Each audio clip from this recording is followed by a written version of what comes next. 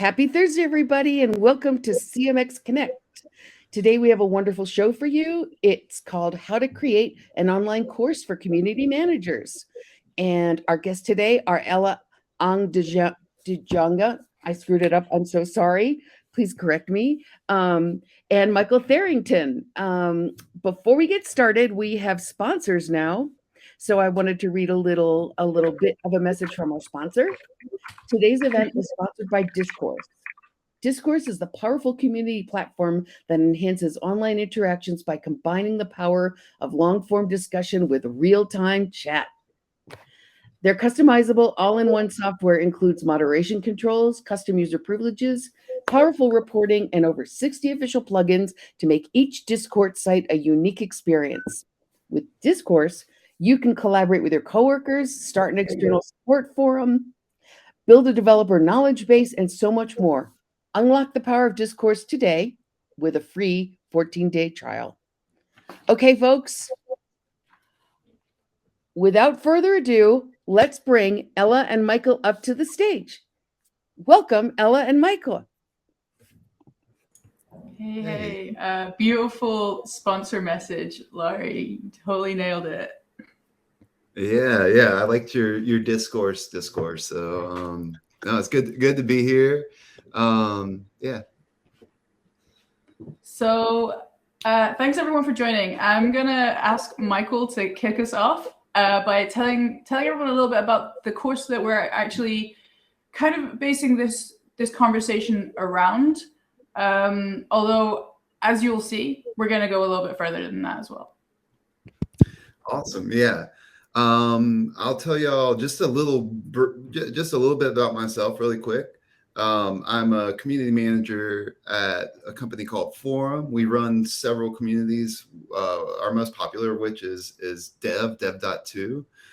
I use he, him pronouns. I'm a senior community manager at Forem.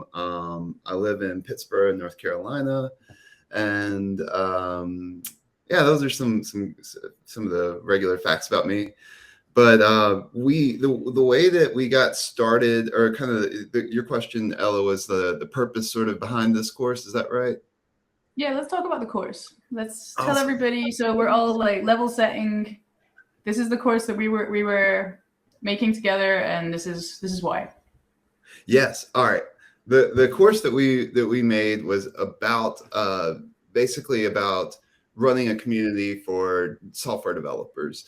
And it's an entry-level course. And one of the primary purposes, or at least my goal in creating this course, was to, part of our joint goal was to really make folks feel like anybody can do this work. You don't have to be highly technical to come in as a community manager for a software developer community. There's a whole lot that you can bring to the table. And it's I just wanted to break down those kind of barriers, those feelings, that because I think when I first got into this industry, I'd studied creative writing. I had no background in software development, and I came in as an editor for a website called dzone.com, and really from doing that sort of work, from working with software developers and helping them to write their posts, I just built relationships with folks and realized that I had something to offer. I could help edit their work. I could give advice on what it's like to read this stuff. I could connect folks up who have similar interests. And that's really what first got me into it. And I want to share with this course.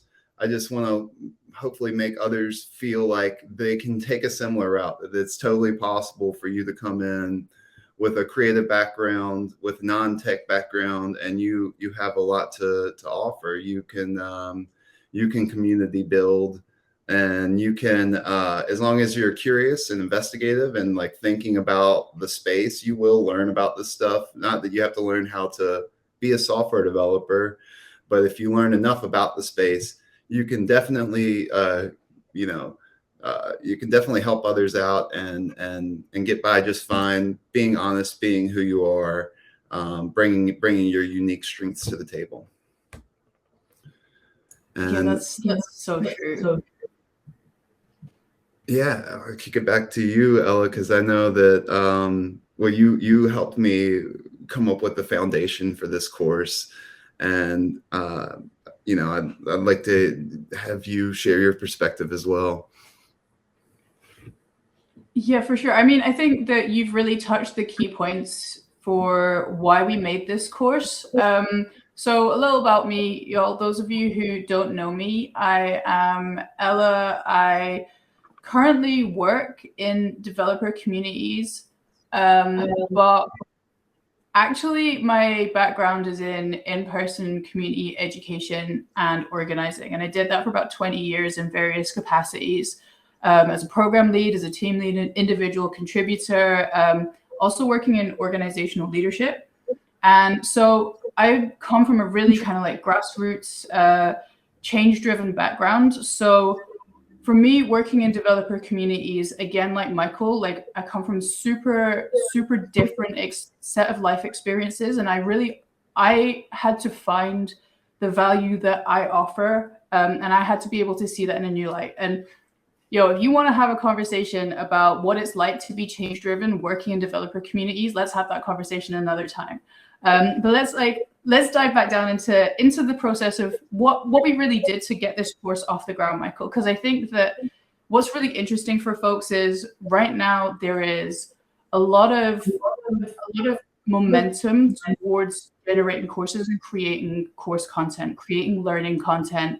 And I think that people are curious to know, like, what steps do you need to take? What kind of things do you need to think about when you are putting one of these courses together, and maybe when you're choosing a platform provider as well, if you're going through a third-party platform provider. So maybe you can share a little bit more about that process. How did it come about?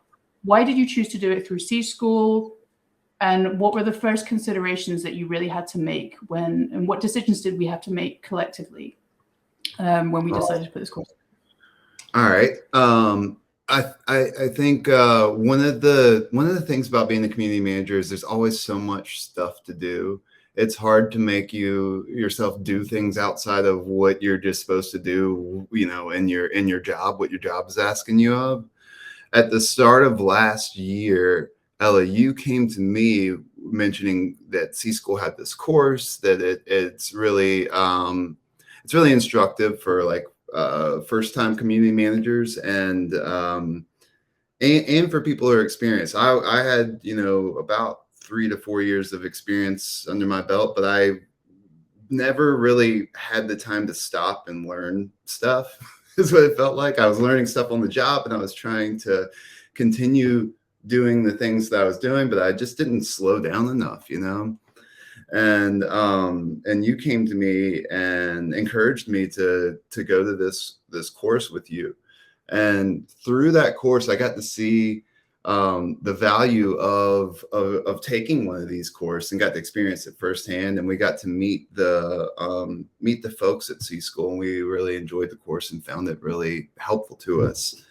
And so that was like, and I think also doing that course, I realized I had more knowledge than I thought I did, because we were in a cohort of folks, and we were constantly like having discussions with this group and all. And I realized, oh wait, my experience, I have more than I thought, And so we were taking this course with C-School, and it just kind of naturally folded into an opportunity for us to write a course with them. Because after the course was over, we were talking about ways that our organizations could partner further.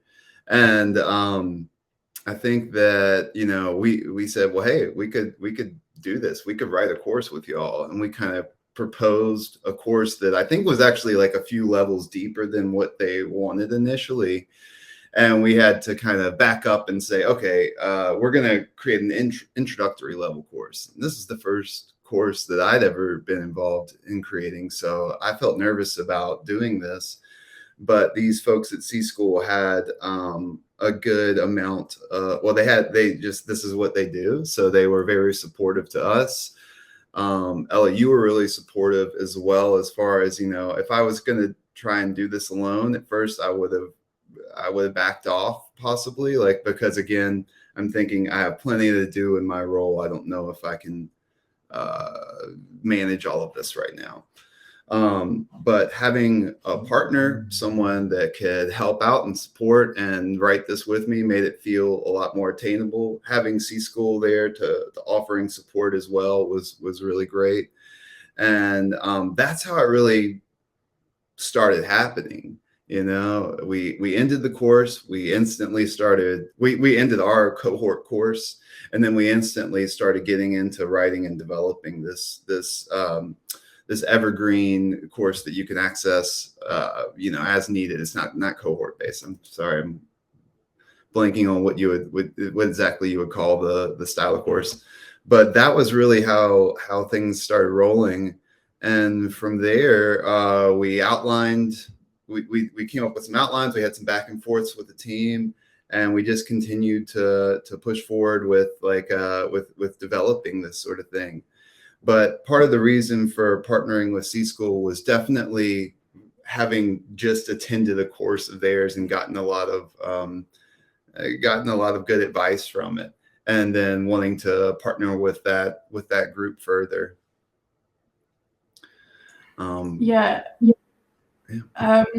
So I think that, I'm sorry, I'm getting a weird echo. Maybe it's me. That's why I keep pausing when I start talking.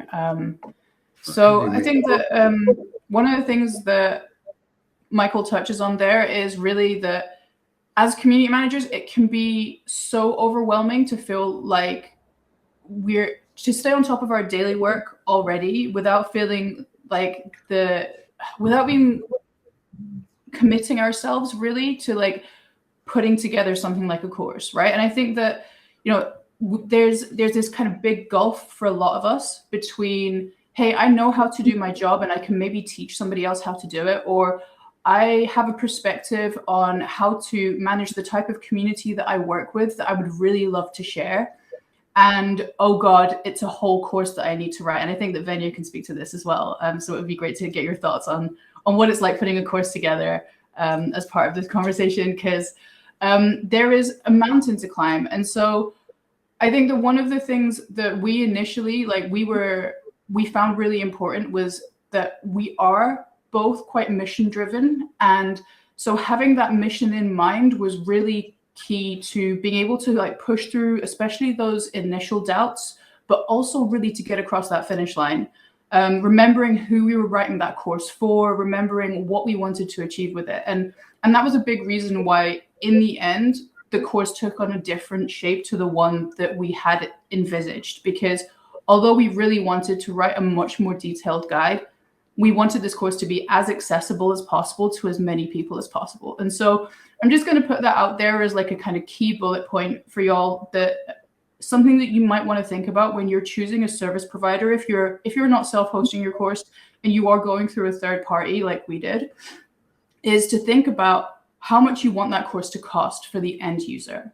If you want that course to be free, you're going to have to make certain choices over if you want that course to be paid. Similarly, if you want that course to be paid, how much do you want them to pay and how much do you want to make on it yourself? Bearing in mind that a third-party provider may take a cut of that course. And also, to that point, are you happy with the mission and values of that third-party provider? Are you happy with how they spend their money? Because if you don't support their mission, if you don't support their values, you're making money for them, right? Your work is going to generate, even if it's a free course, it generates traffic for them. It generates engagement for them. It generates branding for them. So if you are choosing to work with somebody else, just be sure that you're in alignment about the values of that organization, that company, that team. And at the end of the day, right, we're probably going to have to make compromises somewhere. For Michael and I, we had to compromise on the course that we could offer for the price that the service provider we were working with was prepared to give away for free. And that meant we heavily reduced a lot of the content that we provided. But what we did try to do was ensure that the content we provided was valuable, and more to the point, that it was accessible to a range of learning styles. And I think that I would love Michael to talk a little bit more about some of the ways in which we approach that, because I know that you also stepped quite far outside of your comfort zone in order to make that happen. Yeah, and sorry, I was holding on to something that you were saying. I wanted to jump back in when you're talking about like choosing a course provider or a partner that you agree with is super important, because part of when you're creating a course, it's obviously there's the personal gain too. You have your personal brand that you want to build online. And if you choose the wrong partner that you don't agree with, you can end up kind of you just end up with a brand that's not really true to who you are and who you want to be, how you want to present yourself. So we talked about this before. One of the examples that I think of is you have, a lot of people take on opportunities to speak at conferences, and you hear about these conferences where the speaker arrives and then it's really not the place that they thought it was going to be. It's like all the others, the speaker lineup is not inclusive. The price of the tickets and what they're actually offering isn't fair to the people attending. So you really want to be as empathetic as you can and think about like what is this brand doing that you're aligning yourself with. Look for examples. Don't just take them on their word. Like, look into it. So that is super important. And sorry, I know that totally did not answer the jump off point you just gave me, Ella. Can you remind me one more time or would you mind refreshing that question once more? Yeah, for sure. I was asking you to talk about some of the things that we did to make the course more accessible to different kinds of learners, and in particular, the things that you had to do that maybe at first you weren't super comfortable with. Like, I'd love you to talk about how you stepped outside of your comfort zone in order to embrace more inclusivity in the way that we developed that. Yes, absolutely. And first, I'll say, like, this is why it's important to have a partner too, because when I originally drafted a lot of the material for this course, I just had a huge block of text, not very accessible to a wide group of folks. And Ella, some of the initial advice that you gave me on some of this text is we have got to find ways to make it so that people can consume this information in a variety of ways. Not just the written word, but with unique visuals, with a human touch as far as offering some videos. That's something that I was super uncomfortable with. I don't really like to film videos that much. I stumble over my words. I'm a really casual person, which can have its it can be pretty I think it has its perks sometimes when I'm just casually conversing with people. That's fine, but in videos that it makes me uncomfortable because I'm like, oh, I sound silly here, like reading this stuff off or trying to present myself in front of a computer. So I sat there and I did videos like over and over and over again, and really had to kind of become comfortable with myself on video, but also think about the larger goal. Like this it's not about me looking normal or cool or whatever. It's about making it so that this information can be heard by others, and so that people can approach this in different ways. And I think that was a really great insight that you brought to the table that I wouldn't have thought about instantly, but it was extremely important for making a course that is really open to all folks.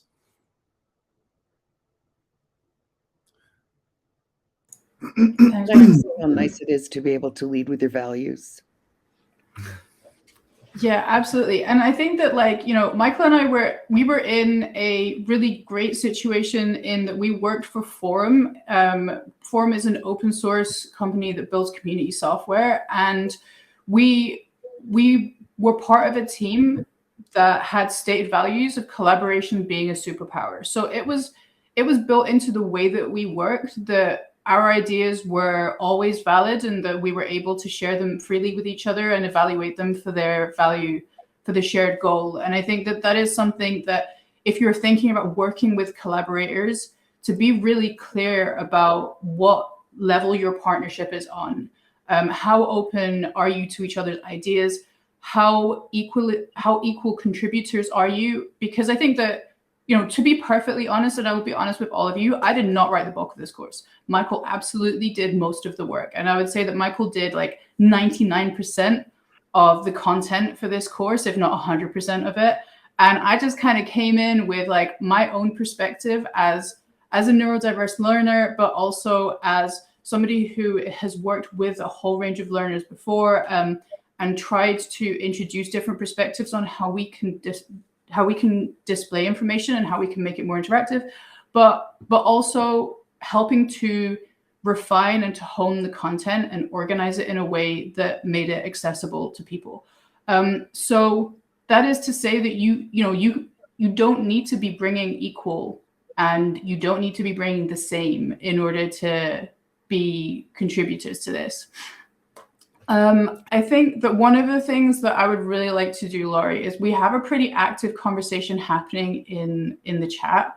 But at this point, you know, I don't think that Michael and I are fully done talking. I don't think that we're ever fully done talking, but I would love to ask the rest of the group here, since we have quite a small group, and open up the floor to folks who maybe are working on educational resources, on cohort courses, on on-demand courses, or who have questions about maybe starting one of their own, and maybe see whether we can brainstorm some stuff together. So would anybody like to take the floor? Go for it. I think it's a wonderful idea. I'm having trouble with my chat, so I think this is wonderful.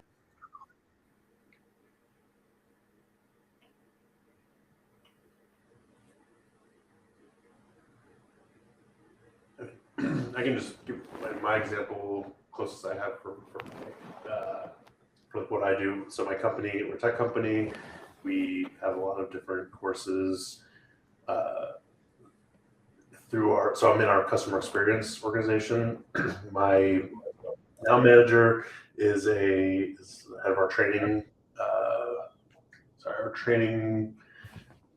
can't think, like LMS system. And so we are constantly creating new.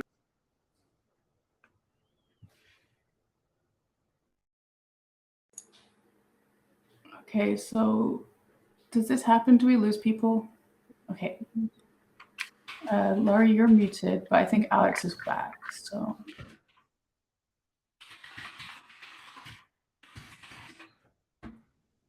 I just had some difficulties there. So. Yeah, we lost your bit, but it sounds like you're back. So please continue with your LMS. Okay, I was just saying we have all kinds of enablement materials we're working on for our employees, for our customers, partners, and everything. And I'd say I just run into those same challenges of we're trying to constantly create things that are long enough to cover all the information you need, short enough to keep everyone's attention. You know, a 2-minute video versus a 50-minute video, versus something written versus a blog post versus, you know, a webinar versus an in-person meetup or a virtual meetup or anything. So I don't necessarily have I don't know what kind of question I'm sort of asking, but it's just that diversity of learning styles, learning materials, who you're trying to market it to is just always the constant challenge we're going through, and also getting internal resources. You know, we're about a 500 or so person company, and there's a small group of us in our team within the CX organization. There's 5 of us total, I think. And so I do our community management, but I also do all of our operational community management, like running the actual site on the platform. My boss is the head of our training department, but she's also running all of our community stuff ultimately through me. And we're doing a million other projects. So it's just finding that time to create these things, create the videos, create the content, get people to create the content, enable people to create it. And people just don't understand that you can just go in and do it. You don't have to ask me for permission. I don't have to publish it for you. I don't have to. So we're working with our marketing team and other departments to craft a a way to get people to be able to do this stuff without having us be the bottleneck. So This is just you're sharing the the, challenge. you're the second person I've met that's part of learning. Because most folks in community are either part of product, marketing, or customer success. So I'm very excited to hear that, and would love to hear more at some point. It kind of just happened. Okay. So our CX department, our customer experience department, includes our support, professional services, learning and development, community, obviously, and I'm blanking on a few more teams. But our former boss, who we both training and community rolled up into, I used to be in our support department, and then I moved over into our we call it CX adoption. And then our manager left, and the two of us that reported to her, my other coworker moved up into the now senior director role. So I just kind of rolled into her since she already had people working for her. I didn't, so it was easier to kind of put me underneath her. And so now I'm sort of under learning, but kind of not. But we're downplaying the learning part, so it's a weird org structure. It looks that tension between having so many different things to do, eh? And yeah, for sure, this is something that Michael and I definitely had to struggle with when we were putting this course together. Right. I feel like this is the constant tension of being in community, right? Like there's always people asking you for more of your effort and more of your time. I would love to move this, like to kind of segue this gracefully and elegantly over to Venya talking about the course, the cohort course that is almost ready to launch, and just how much of that has just been such a burden of work on you that you can see the light at the end of the tunnel, but like there's still so much to do just to get there. Okay, now we can't hear you. Why is this? Not yet. Can you hear me now? Yes. Cool. Yay. My OBS stole my mic again. I'm going to be super, super honest. I should not be here right now because what I should be doing is editing all of the course content, because the way that I ran my cohort was I didn't allow homework. Well, there was one homework assignment. It was unavoidable. And because of that, I was requesting 2-hour blocks of each of my participants on Mondays, Wednesdays, and Fridays. Fridays were an office hour for us to do what was effectively homework later. And what that did was it procced 6 hours of weekly content and modules that I had to plan and develop and then present in those 2 hours. And then I had to edit all of that content in 2 days. And 1 hour of cohort courses is 5 hours of editing. That's 10 hours in a day. Of course I was going to fall behind. And it was so much work being able to get the cohort content. So I'm like, oh, I'll add another 2, maybe 3 weeks to get the actual e-course recordings out. And then I will soft launch to my community, get feedback, have them run through it. And that's where I am right now. On the 14th, I'm supposed to like get the very basic of the basic editing up so that people could tell me, here's where I need to go through. And now I have to have people go through that course, and I don't feel like it's like solid or good enough, you know? So I'm like, take it in a lower monetary amount, go through, give me feedback and a review at the end of the course, and then I'll come back and do better. But the big issue with that is like, I can't stop my head from going, no, it's not good enough. I need to spend that extra half hour, that extra hour, that extra 2 hours in video editing. And I'm already way too under. I have the course generated 2 terabytes worth of editing data that I have to go through. And I'm over here going, please find me a video editor that works in DaVinci Resolve because I can't do this. I need help. That is Yes, and that's super relatable. Just to say, like, first off, you're probably doing an awesome job with the course, and you're going to be your own worst critic, I bet. But I know that doesn't solve your issues. And you want to find a good, you even said like potentially a good editor, someone to partner with to help you like take on this load of stuff. But it sounds like you're like going about it in such a thoughtful way. And that to me is like such an incredible sign, because you're lessening the cost of the course. You're asking for everyone's feedback. You're doing all the right things. And I think I know the feeling of being behind on developing a course, because we just went through that too, and had to work with the course providers to be like, all right, we need more time to do this, more time to go back in. And it hurt to say that, to like have to raise our hand and say like, look, we just can't get this done in the time that we imagined we could. Don't be too hard on yourself. You are not alone there. I think so many folks who are doing this go through similar things. And as long as you're being open about that and telling the people who are invested in it, then you're going a lot of the way there.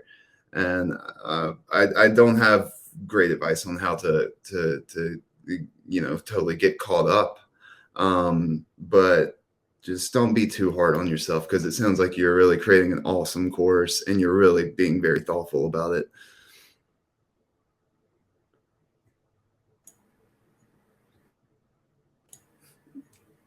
Yeah, Venya, you're muted again. Oh, Yes. yeah. Yeah, thank you. I just, one of the big things about it is like, I have to get people going through the course with feedback, like, here's where you really need to focus, here's where I lost the thread. And also I need like social proof for the course, and asking people to do that when the course is in a purposefully unfinished state is something I'm really, really trying to get my head around. And I'm like, how much should I charge for people to go through a course that is in that state and also provide feedback and reviews, knowing that it's not an optimal experience? Can I say something? I think what you think is not an optimal experience is likely a very optimal experience for other people. And I think we're all mother hens, as you say. And I think, we tend to be a little bit hard on ourselves because we want things to be a certain way. And I can tell you, having taken your courses, that I just don't think you're capable of making anything less than an optimal experience. So know that, and I go through this too, know that at least you can always come to me and be like, and I'll talk to you, that even what you think is your most subpar is going to be stellar. So I want you just kind of hold on to that. Thank you. Yeah, but another thought for you too, that whole thing of, if it takes you 10 times the amount of time to make it like 1% better kind of thing, it's like there's got to be other ways. Like I know obviously we're all, is there other things that you can, other ways to spend that amount of time that will actually create bigger impacts? But also, as far as like your question of how to market it and how to charge for it, sorry if this isn't a great idea, but it's like, is it something where you can say, I'll say I'll give you $50 for today's course, but when it's done, or based on your feedback, I'll only charge you $25 for the next one, or like $10 for the next one or something. So give like almost like a coupon code for future, because I know it's not done yet, so you're not getting the perfect experience. I'll make the perfect one cheaper for you in the future. A review rebate. That's a brilliant idea. Yeah. Yeah. So take the course, and if you finish the course, you get a discount. And if you submit feedback and a review for that course, that discount doubles. Yeah, something like that. I love that idea. I've never heard of that before. That sounds wonderful. Oh, It's I'll take super it. cool because you can also offer it upfront and make an agreement with people who maybe can't pay the full amount of the course at the beginning of the course, and just be like, look, these are like our prices. So I can offer you this course for a lower price. I'm just going to need you to do something for me in return. I need you to complete the course, and I need you, and maybe that's a way of also lowering the barrier to entry. Of course, it requires a little more investment of their time and their effort. The review part, I think, is like something that most people will offer for free anyway. Do you know what I mean? Like that, like I will review a course that I took, especially if I'm getting something for it. But the part where somebody has to finish the course, you know, like that's a really good trade-off for some people. Like, I have horrible follow-through. And if somebody was to say to me, like, you can take a discounted course on the condition that you finish it, like that is also motivation for me to get to the end, because I've committed to you that I'm going to finish this course and you've just given me a good rate for it. And so like now I feel like emotionally obligated to complete the course.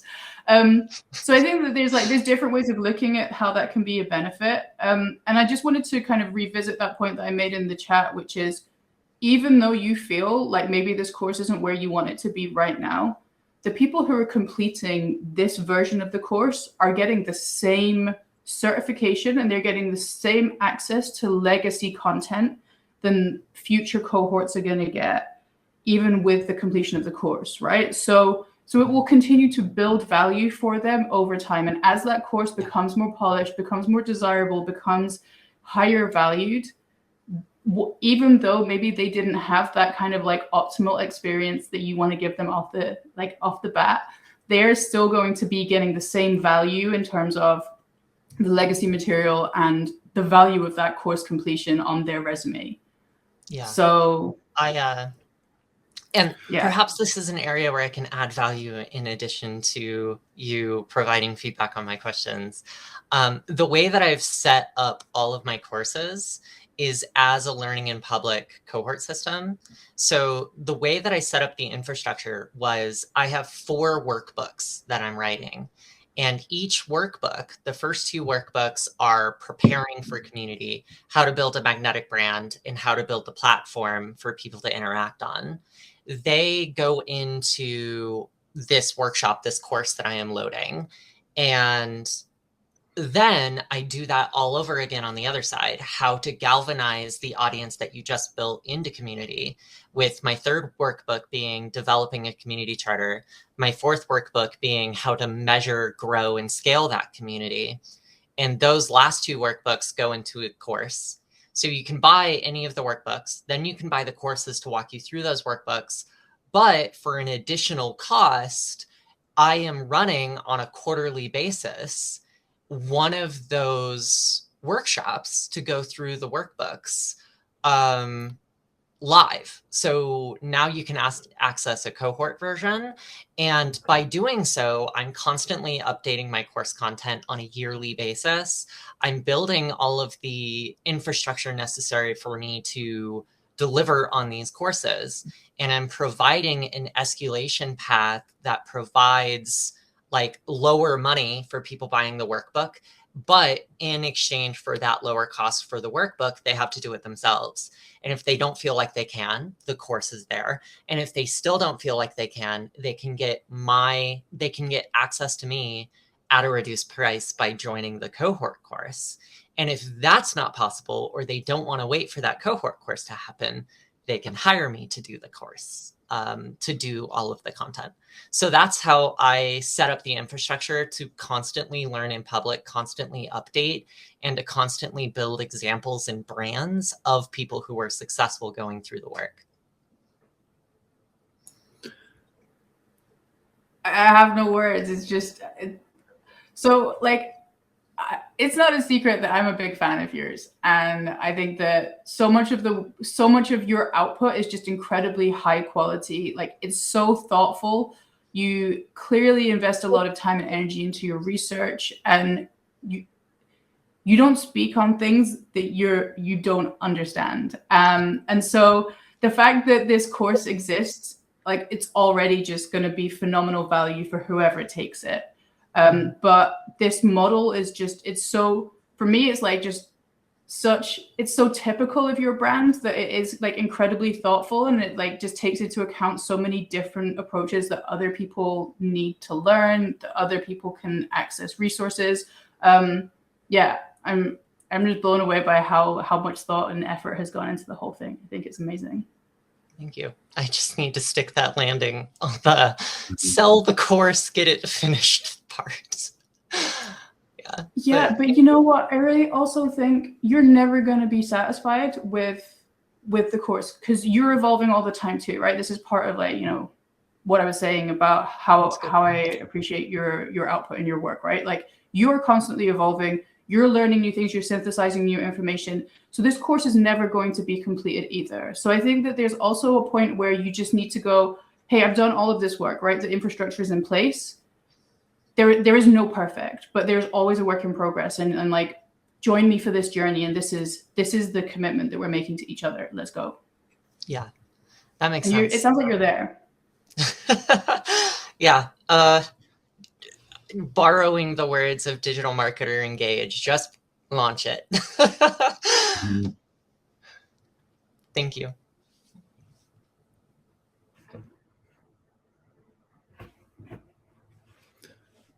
I had Go ahead, Mike. one specific thought that you could do as well, as far as these folks that are taking your course and giving you feedback on how to improve the course. It never hurts to follow back up with those folks and say like, hey, I actually added this.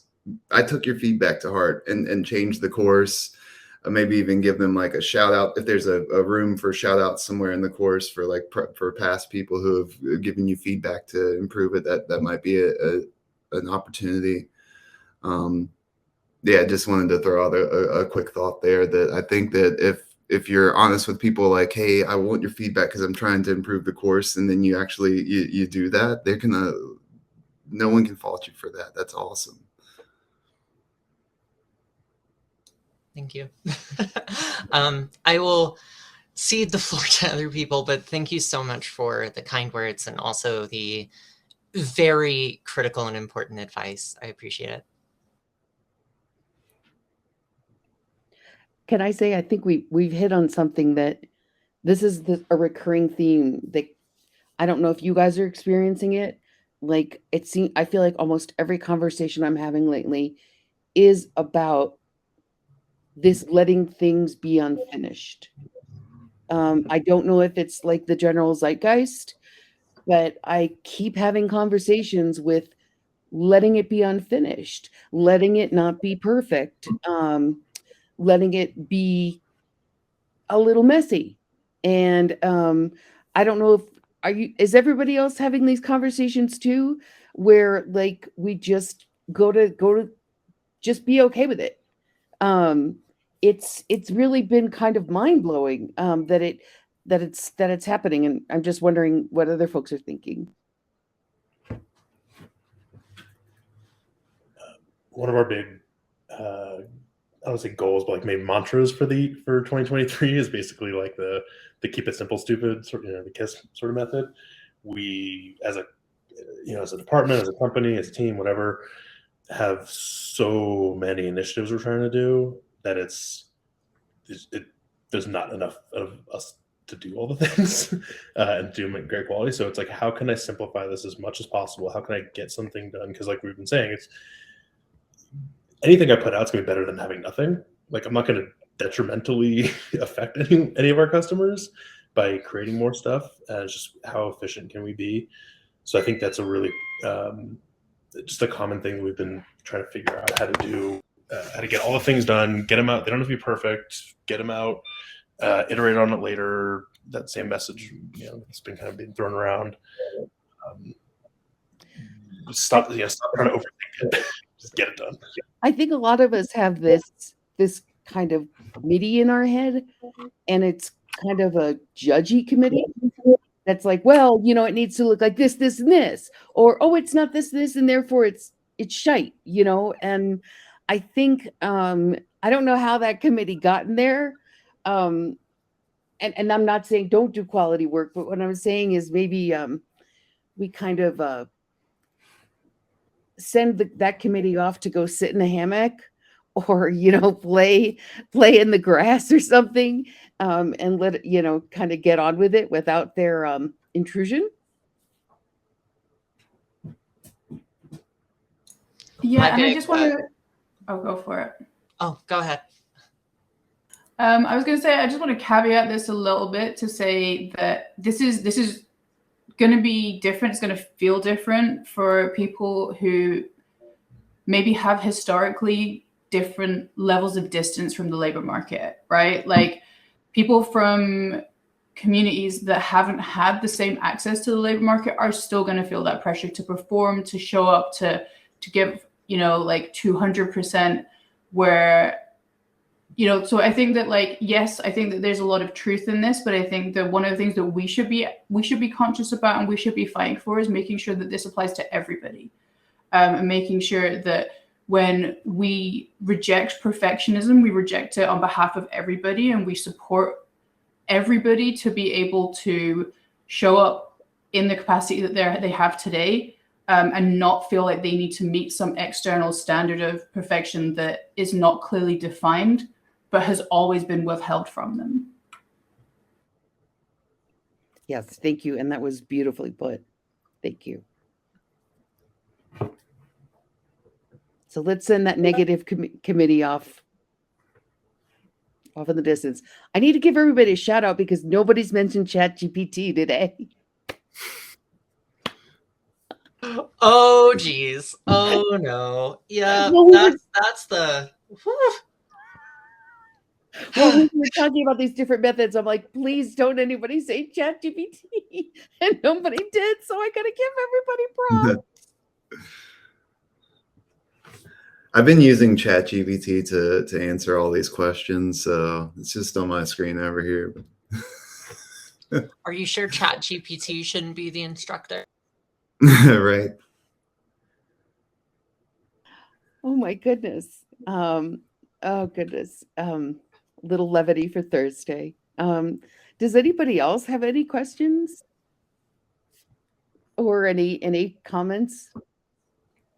Not necessarily a question, but just that conversation, Vinny, with all the pricing structure stuff, just totally lit the light bulb on something that we've been trying to solve internally with our training courses, because that is a thing for us that we need to we're trying to raise the revenue on that and things like that, and figure out how to make it easier and more accessible to our customers. So just some of those things that you said, or just ideas that spawned from those, was really helpful and kind of cracking that nut. So I'll just throw that in there. I'm glad it was helpful. Do you mind going into that? What was the light bulb, if you don't mind sharing it? Well, so we have on-demand courses that we have just available through our community that run through our LMS. It's just basically a video on how to do X, Y, and Z in our software. We have 50 of them, 50, 60, 70 videos, something like that. And they range from probably, let's say, an hour to like 5 hours of content, whatever it is. We also run live courses on a few of those features in our software, like how to run reports or how to like admin basics and stuff like that. There's, I think, 3 of those live courses, and those run every couple weeks. And those are the paid classes. So our exec team has basically told my boss, like, you need to get revenue up for those, and we're not like, we sell software. This shouldn't be like a major part of our business. That's like less than 1% of our company revenue is our training stuff. So we, meaning like my boss and I were like, can we just give this away? Like, we're enabling our customers, we're making them happier and using our stuff. Like, it's going to lead to more renewals if you make them enabled. But even still, there's that kind of trade-off of our time, her time, or the rest of our team's time to run those things. So I think that level one, like the workbooks, and then the virtual course about the workbooks, and the one-on-one coaching about that, I think that was a really eye-opening idea where we haven't been doing that. It's like we have these courses here or these courses here. You can take them on for free here, or you can take the live version here. But there's no kind of tiered system there. And so I just slacked my boss. I was like, hey, what if we did something like this? I got from this webinar, like.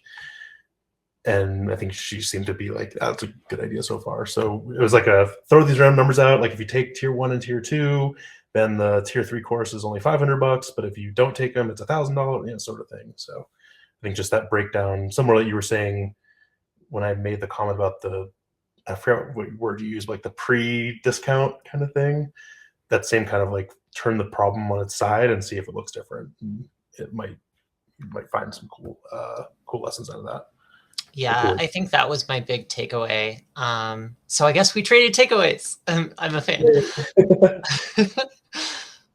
I wonder if you guys should maybe think about sharing this, what you've learned, once you implement it and what you learned. And if you want to do an event or you want to do a blog post or something that can help others in the learning community, because I think this has been an incredibly fruitful discussion and so much synergy. And I think you guys have stumbled on some really good ideas. And I'm going to be very curious about how it works out and what you guys have learned. Because, hey, it's wonderful. So have a think. Let me know.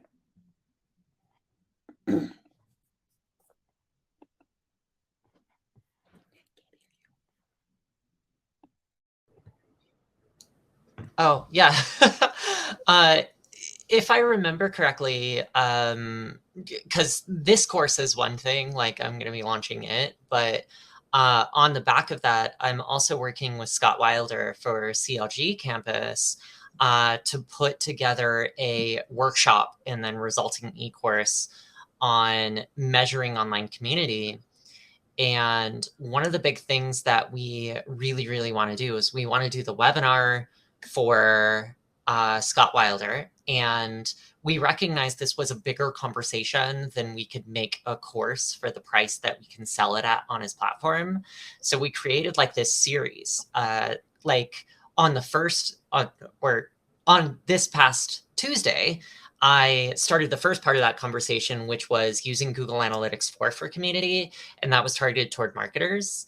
And then on the first, we're doing this one specifically for community managers. So we brought MeasureMinds into the discussion. And then I spoke with you on March 13th about like bringing CMX into the discussion. And I've noticed that what we're effectively doing is both advertising the course and also syndicating the course, because we're adding these third-party platforms to the course at the same time. Which I think is a very interesting way to both advertise and also build feedback for Scott's course. Got a case study here. We have a case study here. Yeah. Pretty cool. Pretty cool. Well, we're kind of sadly at the end of our time together.